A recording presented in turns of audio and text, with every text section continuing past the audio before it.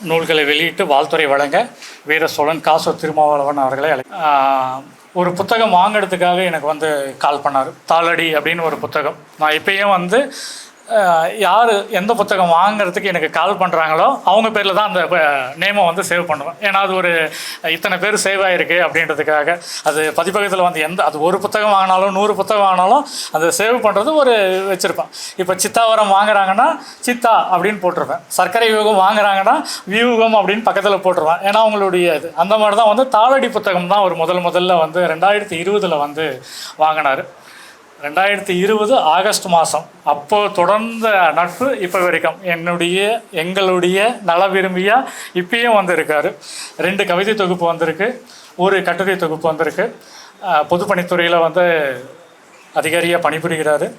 இப்பயும் பல வேலைக்கு போகிறதுக்கு பல இளைஞர்களுக்கு வழிகாட்டியாகவும் இருக்கார். ஒரு நிகழ்வுக்கு போனால் சால்வு போத்துறது மற்ற விஷயங்கள் செய்கிறத மாற்றி புத்தகங்கள் தர்றது அவங்களுடைய எல்லா இடத்துலையும் பயன்படுத்தும். ஒரு கடந்த மாதம் வந்து முதல்வரை சந்தித்தார். தேநீர் பதிப்பகத்திலேருந்து வெளியான ஒரு சொல்லகராதி புத்தகத்தை எடுத்துகிட்டு போயிட்டு கொடுக்குறாரு. பல நண்பர்கள் யாரை ஒரு புத்தகத்தை எந்த அளவுக்கு ப்ரொமோட் பண்ண முடியும் அப்படின்றத வந்து அவர் வந்து தொடர்ந்து செஞ்சிட்டே இருக்கார். எங்களுடைய நல விரும்பி அப்படி தான் திருப்பி சொல்லணும். அவரை வந்து வாழ்த்துறை வழங்க அழைக்கிறேன்.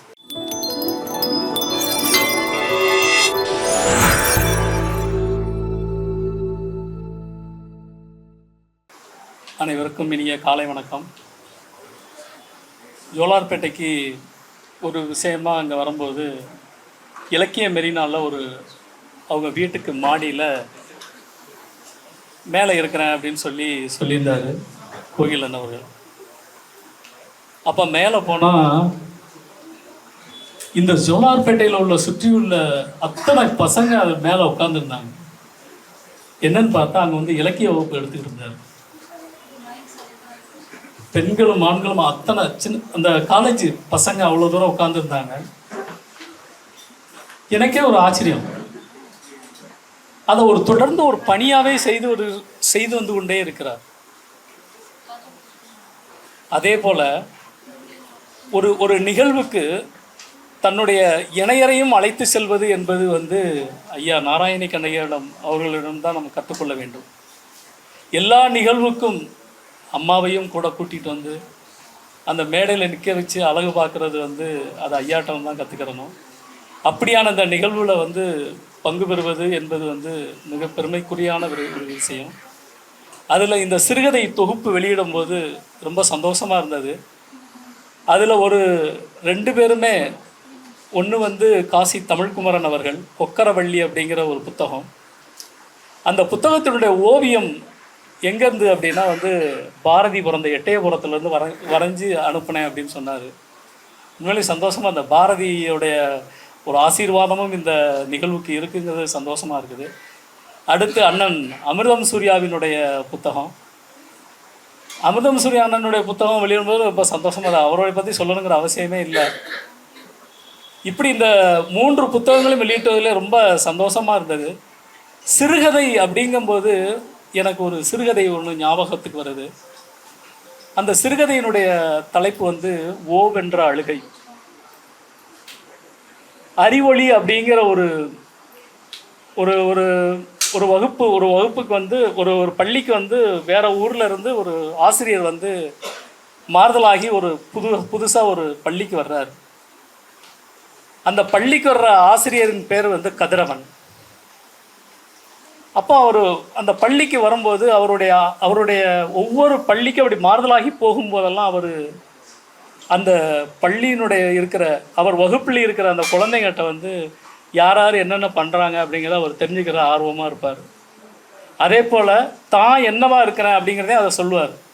இவர் எதனால் இப்படி கேட்குறாரு அப்படின்னா, அந்த குழந்தைங்களுடைய அப்பா அம்மா இருப்பாங்களோ இல்லையோ, அவங்க லேட்டாக வரலாம், ஒருவேளை அவங்க சமைச்சு சாப்பிட்டு வருவதற்கு லேட்டாக வரலாம் அப்படிங்கிறதுக்காக அவர் கேட்பார்.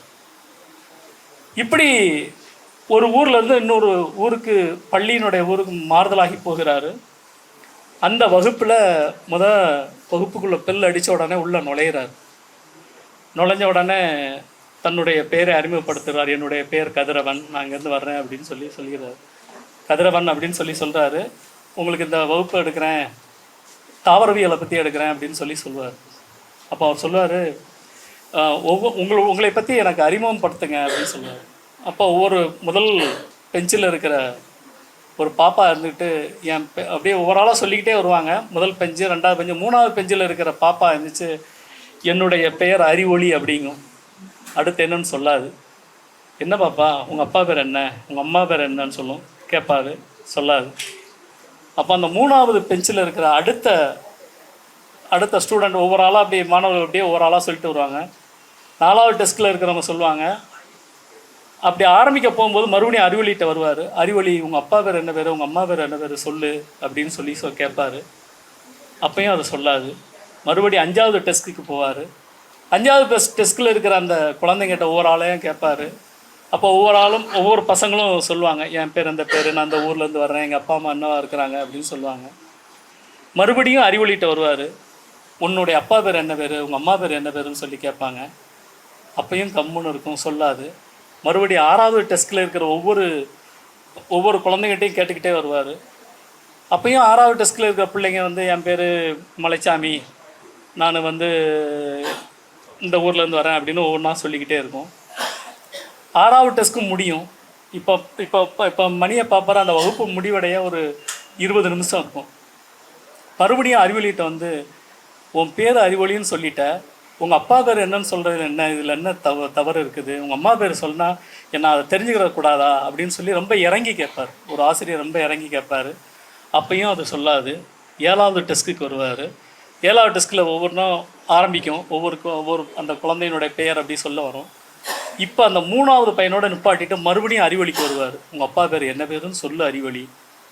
ஏன் நான் சொன்னால் நீ எதுவுமே கேட்க மாட்டேங்கிற, மற்ற பிள்ளைங்க எல்லாருமே சொல்லுதே அப்படின்னு சொல்லும்போது, அப்போ எங்கள் அப்பா பேர் கருப்பசாமி அப்படின்னு சொல்லும். உங்கள் அம்மா பேர் அப்படின்னு கேட்கும். எங்கள் அம்மா பேர் கருப்பாயி அப்படின்னு சொல்லும். உன் ஊர் பேர் சொல்லாது. மறுபடி 6வது டெஸ்கில் இருக்கிற 4வது பையன், 5வது பையன் அப்படியே சொல்லிக்கிட்டே வருவார். மறுபடி 7வது டெஸ்கில் இருக்கிற ஒவ்வொரு பையன்ட்டையும் கேட்பார். ஒவ்வொரு பொண்ணும் சொல்லுவாங்க. 7வது டெஸ்க்கும் முடியும். மறுபடியும் அறிவொளிகிட்ட வருவார். உன் பேர் சொன்னேன், உங்கள் அப்பா பேர் சொன்னேன், உங்கள் அம்மா பேர் சொன்னேன், ஆனால் உன் ஊர் பேர் என்னன்னு சொல்லலை. உன் ஊர் பேர் சொல்லதில் என்ன தயக்கம், சொல்லு, நான் தெரிஞ்சுக்கிறக்கூடாதா அப்படின்னு சொல்லுவார். அப்பையும் அது எதுவும் சொல்லாது. தலையை கீழே போட்டுக்கிறோம்.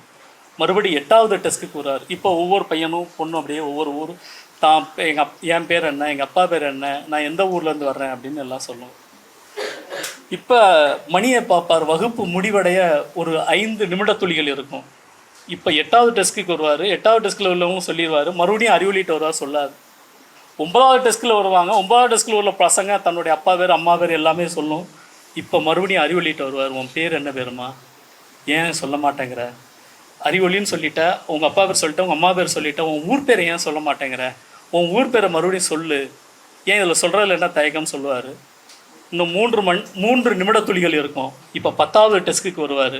10வது டெஸ்கில் எல்லாரும் சொல்லி முடிக்கிறதுக்கு முன்னாடி ஒரு 4வது பையன் சொல்லி முடிக்கிறதுக்கு முன்னாடி ஒரு பையன் வெயிட்டிங்கில் இருப்பான். அப்போ மறுபடியும் அறிவொளிகிட்ட கேட்பார், உன் ஊர் பேர் என்ன, இதில் என்ன இது பண்ணுற, ஏன் சொல்லவே மாட்டேங்கிற அப்படின்னு சொல்லி எமோஷனலாகி ரொம்ப கத்துவார். கத்துன உடனே அந்த புள்ள ஓன்னு அழுக ஆரம்பிச்சிடும். ஐயோ ஏமா அழுகிற அப்படின்னு சொல்லி கேட்பார். அந்த ஏமா அழுகிற அப்படின்னு உடனே கூட கொஞ்சம் அது எமோஷனல் ஆகி அழுகும். 10வது டெஸ்கில் இருக்கிற 10வது பையன்ட்ட கடைசியாக, நீ அழாத பொறுமையாக இருந்து 10வது டெஸ்கில் இருக்கிற 10வது பையன்ட்ட கடைசியாக சொல்லி முடிச்சுட்டு அவன் தன்னுடைய முகவரியெல்லாம் சொல்லி முடிச்சதுக்கப்புறம் மறுபடியும் அறிவொளிகிட்ட வருவார். ஏன் அழுகையும் நிப்பாட்ட மாட்டாங்க. ஏமா அழுகிறேன்னு சொல்லி கண்ணீரை தொடச்சி விட்ட உடனே, எங்கள் அப்பா சொல்கிற மாதிரியே இருக்குது, எங்கள் அப்பா இப்படி இருந்தால் எங்கள் அப்பா ஏமா அழுகிறேன்னு தான் கேட்பாங்க அப்படின்னு சொன்ன உடனே இவரே கொஞ்சம் கண் கலங்கி போயிடுவார். பரவாயில்ல, இப்போயாவது சொல்லு, உன் ஊர் பேர் என்ன பேருன்னு சொல்லு அப்படின்னு சொல்லுவார். அப்போ அது தயக்கத்தில் சொல்லும், என் ஊர் பேர் பறையன்குளம் அப்படின்னு சொல்லும். அப்போ அந்த வகுப்பு சிரிப்பலைகளால் அதிரும். எல்லாரும் அப்படியே சிரிப்பாங்க, பறையன்குளம் சொல்லி சிரிப்பாங்க. அப்போ அந்த மாணவர் சொல்வார், அந்த ஆசிரியர் சொல்வார், நீ பறையன்குளத்திலிருந்து வந்திருக்கிற அறிவொளி, நான் வண்ணான்குடியிலிருந்து வந்திருக்கிறேன் என்று சொல்லுவார். அப்போது அந்த வகுப்பறை பின் ட்ராப் சைலண்ட் ஆயிடும். அதற்கப்புறம் அந்த ஆசிரியர் சொல்லுவார், அறிவொளி, நீ எதற்கும் அளவே கூடாது. பறையன்குளம் என்பது ஊர் பெயர். யாரோ ஒருவர் வைத்திருப்பதற்காக, யாரோ பெயர் வைத்தார் என்பதற்காக நீ அந்த ஊர் பெயரை சொல்வதில் ஏன் கஷ்டப்படுகிறாய்? நீ வருத்தப்படக்கூடாது. பேர் யார் வைத்தார்களோ அவர்கள் வருத்தப்பட வேண்டும். எந்த அரசு அதை வைத்து ஆவணம் செய்தால் அது வருத்தப்பட, அந்த அரசுகள் வருத்தப்பட வேண்டும். நீ வருத்தப்படக்கூடாது அறிவொளி, இதற்காக ஏன் வருத்தப்படுகிறாய் என்று கண்ணீரை துடைப்பார். இதுதான் அந்த கதையினுடைய சின்ன நாட்டு. அந்த அறிவொளி வகுப்பிலிருந்து புறப்படும் போது புன்னகையை நோக்கி, புன்னகையால் அந்த அந்த இடத்தை விட்டு நகருவாள். இப்போது அந்த இடம் பிரகாசமாக வெளிச்சமாக இருக்கும் அப்படின்னு சொல்லி கதையை முடிப்பார் எழுத்தாளர் இமயம். இதுதான் அந்த ஓவென்ற அழுகை. ஒரே ஒரு அந்த கதையினுடைய நாட்டு அந்த ஒரு சின்ன இதுதான். ஆனால் அது சொல்கிற கதையினுடைய மிகப்பெரிய தாக்கம் இருக்குல்ல, அந்த தாக்கத்தின் மூலமாக தான் கதைகள் பிறக்கிறது. சமூகத்தினுடைய அவலங்களை தோலுரித்து காமித்து இந்த சமூகத்தில் எப்படியான மனிதர்கள் இருக்கிறார்கள் என்பதை தோலுரித்து காட்டுகிறார். ஆனால் அதுக்கப்புறம் அரசிதழில் இப்படியான பெயர்கள் இருக்கக்கூடாது என்று ஒரு ஆணையே வந்தது, அரசிதழ் ஆணையே வந்தது. இதெல்லாம் ஒரு எழுத்தாளன் செய்யக்கூடிய கடமை. அந்த எழுத்தை இவர்கள் செய்திருக்கிறார்கள் என்று நான் நம்புகிறேன். அவர்களுடைய எழுத்தும் அதைத்தான் பேசுகிறது.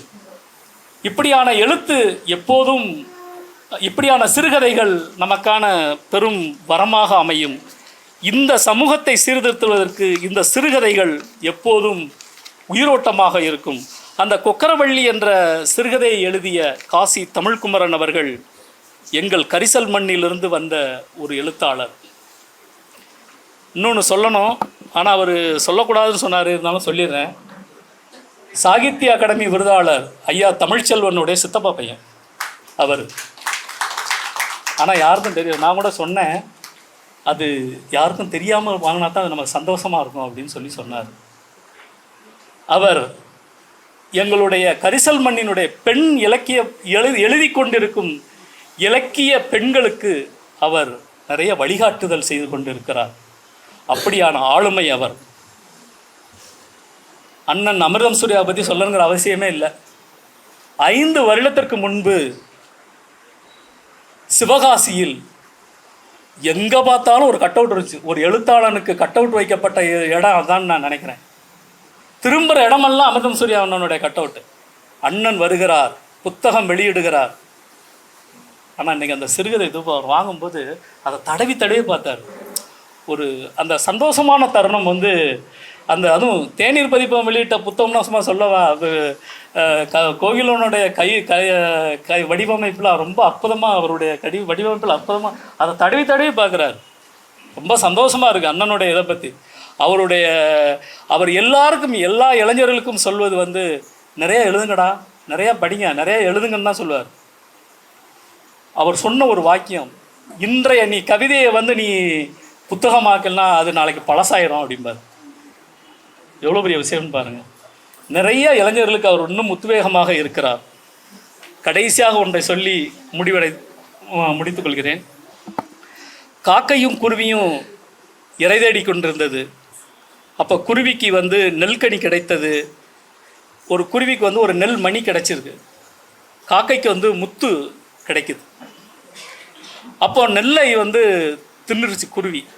ஆனால் அந்த காக்கை மட்டும் அந்த முத்தை வச்சு விளையாண்டுக்கிட்டே இருந்தது. இப்போ அந்த அந்த நெல்மணியை தின்னு முடித்த அந்த குருவி எனக்கு அதை கொடு அப்படின்னு சொல்லி காக்கைகிட்ட கேட்குது. எப்படி கேட்குது? அதிகார தோரணையில் கேட்குது. கேட்ட உடனே அப்போ அந்த காக்கை தரம் மறுக்குது. தரம் மறுத்த உடனே அது என்ன செய்யுது அப்படின்னா, காக்கை மரத்தில் உட்காந்துருக்கு. மரத்தில் உட்கார்ந்துருக்கிற காக்கையை நீ விரட்டு என்று மரத்திற்கு ஆணையிடுகிறது. மரம் மறுக்கிறது. மரத்தை வெட்டு அப்படின்னு சொல்லி யார்கிட்ட சொல்லுது அப்படின்னா மரவெட்டியானிடம், மரம் வெட்டுறவன்ட்ட சொல்லுது. மரம் வெட்டுறேன், நான் மரத்தை வெட்ட மாட்டேன், காக்கை இருக்குது அப்படின்னு சொல்லுது. அப்போ நீ வெட்ட மாட்டில, மரவெட்டிக்கு தண்டனை கொடு அப்படின்னு சொல்லுது. தண்டனை கொடுன்னு யார்கிட்ட சொல்லுது? பஞ்சாயத்து பிரசிடென்ட்ட சொல்லுது, பஞ்சாயத்து தலைவரிடம் சொல்லுது. அப்போ அந்த பஞ்சாயத்து தலைவர் வந்து நான் தண்டனை கொடுக்க மாட்டேன் அப்படின்னு சொல்கிறார். உடனே ராஜாவிடம் போய் அந்த குருவி சொல்லுது, நீ ராஜாவை வந்து திட்டணும்னு சொல்லி ராணிக்கு கட்டளையிடுது. அப்போ ராணி வந்து நான் வந்து அதை ராஜாவுக்கு இது பண்ண மாட்டேன், ராஜாவை திட்ட மாட்டேன் அப்படின்னு சொல்லுது. ராணி சொல்கிறாங்க. அப்போ ராணியினுடைய ஆடையை வந்து நீ கிழிச்செறியணும்னு சொல்லி எலியிடம் வந்து உத்தரவு பிறப்பிக்குது இந்த குருவி. அப்போ அந்த எலி சொல்லுது, நான் அந்த ராணியினுடைய உடையெல்லாம் நான் கிழிக்க மாட்டேன் அப்படின்னு சொல்லுது. உடனே எலியை கொல் அப்படின்னு சொல்லி பூனையிடம் வந்து அந்த குருவி வந்து கட்டளையிடுது. பூனை வந்து நான் அதெல்லாம் செய்ய முடியாது அப்படிங்குது. பூனையை கடிக்க சொல்லி நாயிடம் கட்டளையிடுது. நாய் வந்து கடிக்க மாட்டேன்னு சொல்லுது. பக்கத்தில் கிடக்கிற குச்சியிடம் வந்து அந்த நாயை அடி அப்படின்னு சொல்லுது. நான் அந்த நாயை அடிக்க மாட்டேன் அப்படின்னு சொல்லுது. உடனே நெருப்பிடம் போய் அந்த குச்சியை எரிச்சிடு அப்படின்னு சொல்லிடு. அப்போ அந்த நெருப்பு சொல்லுது, நான் எரிக்க மாட்டேன் அப்படின்னு சொல்லுது. உடனே கடலிடம் போயிட்டு நீ நெருப்பை அணைச்சிரு அப்படின்னு சொல்லுது. நெருப்பு வந்து நான் அணைக்க மாட்டேன் அப்படின்னு சொல்லுது. யானையிடம் போயிட்டு நீ கடலை குடிச்சிரு அப்படின்னு சொல்லுது. யானை வந்து நான் கடலை குடிக்க மாட்டேன் அப்படின்னு சொல்லுது. கொசுவிடம் போயிட்டு நீ யானையை கடி அப்படின்னு உத்தரவு பிறப்பிக்குது இந்த குருவி. கொசு என்ன செய்யுது தெரியுமா? அந்த யானையை போய் கடிக்குது. கடிக்கிறதுக்காக ஒப்புக்கொள்ளுது. ஏன்னு சொல்லுங்க? எந்த தகுதியும் இல்லாதவன் வந்து எதையும் செய்ய தயாராக இருப்பான். இப்போ இந்த கொசு யானையை கடிச்சிச்சா, உடனே என்னை கடிக்காத, நான் கடலை குடிச்சிடறேன்னு சொல்லி கடலை குடிக்குது. அப்போ கடல் தீயை அணைக்கவும், தீக்குச்சியை எரிக்கவும், குச்சி நாயை அடிக்கவும், நாய் பூனையை கடிக்கவும், பூனை எலியை கவ்வவும், எலி ராணியினுடைய ஆடையை கடிக்கவும், ராணி ராஜாவை கண்டிக்கவும், ராஜா பஞ்சாயத்து தலைவரை தண்டிக்கவும், பஞ்சாயத்து தலைவர் மரவெட்டியை தண்டிக்கவும், மரவெட்டி மரத்தை வெட்டவும், மரம் வெட்டுறதுக்காக ஒப்புக்கொள்ளவும், மரம் காக்கையை விரட்டவும் ஒப்புக்கொள்கிறார்கள். அப்போ அந்த காக்கை வந்து சொல்லுது, ஒரு சின்ன விஷயத்தை எப்படி ஊதி பெருசாக்கிட்ட, நீ எனக்கு அன்போடு கேட்டிருந்தா நான் அந்த முத்தை கொடுத்துருப்பேன். உன்னுடைய அறிவு முதிர்ச்சியின்மையினால தானே வந்து இவ்வளோ பேருக்கு துன்பம் விளைவிச்சிட்ட அப்படின்னு சொல்லி அந்த காக்கை குருவியிடம் என்ன சொல்லுது, அந்த முத்தை கொடுத்துருது. இந்த கதையை சொன்னது யார் அப்படின்னா, இந்திய வரலாற்று ஆசிரியர்கள் தரை சிறந்தவரான ரொமிளா தாப்பர் சொன்ன கதை இது. இது ஒரு தொன்ம கதை. இதில் என்னென்னலாம் இருக்குதுன்னு பாருங்களேன். ஒரு சின்ன கதை தான். அந்த கதைக்குள்ளே இருக்கிற விஷயம் சுயநலம், அதிகாரம், புரிந்து கொள்ளாமை, ஆணவம், பழிவாங்கல், முட்டாள்தனம், இவற்றால் மனிதம் அழிந்து வருவதை அப்படியே வெட்ட வெளிச்சமாக சொல்கிறார். இதிலிருந்து என்ன தெரியுது அப்படின்னு பார்த்தோம்னா, குருவிகள் அழிந்து வருகிறது என்று யார் சொன்னாங்க? நிச்சயமாக கிடையாது. இந்த குருவிகள் தான் அதிகமாகிக் கொண்டே இருக்கிறது. அதேபோல்தான் இந்த கதை மாந்தர்களும், இந்த கதைக்கான மானுடர்களும், கதை ஆசிரியர்களும் தான் பார்த்த மனிதர்களை, தான் பார்த்த மண்ணை, தான் பார்த்த சமூகத்தை அதை அப்படியே அச்சு அசலாக தோலுரித்து காண்பதற்காக ஐயா காசி தமிழ்குமரன், அண்ணன் அமிர்தம் சூர்யா போன்றவர்கள் இருக்கிறார்கள். இந்த கதைகள் எப்போதும் செழித்து வளரும். இந்த கதைகள் செழித்து வளர்வதற்கு எப்போதும் நண்பர், என்னுடைய அருமை சகோதரர் கோகிலன் அவர்களும், அவருடைய இணையரும் ஐயா நாராயண கண்ணவியா அவர்களும் எப்போதும் அவர்களுக்கு உறுதுணையாக இருப்பார்கள். அவர்களை நாம் எப்போதும் ஊக்கப்படுத்தி கொண்டே இருப்போம். அவர்கள் பின்பு எப்போதும் நாம் உதவிகரமாக இருப்போம் என்று சொல்லி வாய்ப்புக்கு நன்றி கூறி உங்கள் அத்துணை பேரிடம் விடைபெறுகிறேன். நன்றி, வணக்கம்.